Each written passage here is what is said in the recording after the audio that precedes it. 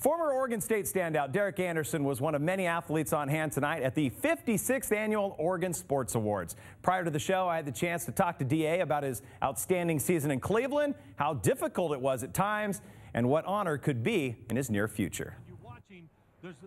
Former OSU Beaver Derek Anderson is a wanted man. After all, who wouldn't want a quarterback who came from relative anonymity to NFL darling in just 1 year's time? I mean, it wasn't anything that I did differently. You know, just got an opportunity and went in there and let those guys make plays for me. You know, obviously the offensive line played great, and we were able to make plays down the field and get Jamal going. And that was, he was really the biggest part of our success.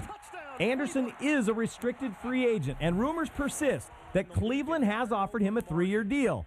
I asked DA tonight if the Browns still see him in their long-term future. It's kind of something that I kind of had to sit down and weigh the options. Do you leave something that's been good to you and it's has a bright future right there, and the line's good. I got sacked 12 times the whole year, or 14, whatever it was, and first time in my whole career I go home in the offseason and sit down and can get up in the morning and not be sore, and a little bit of soreness, but not can walk. Like last season I had the shoulder injury, so a lot of good things, a lot of positive things there.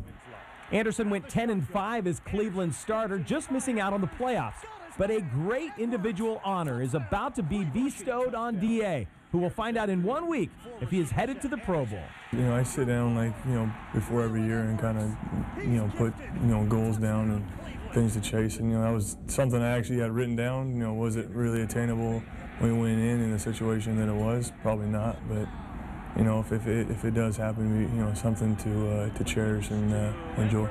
Now, it hasn't always been easy because there were plenty of doubters.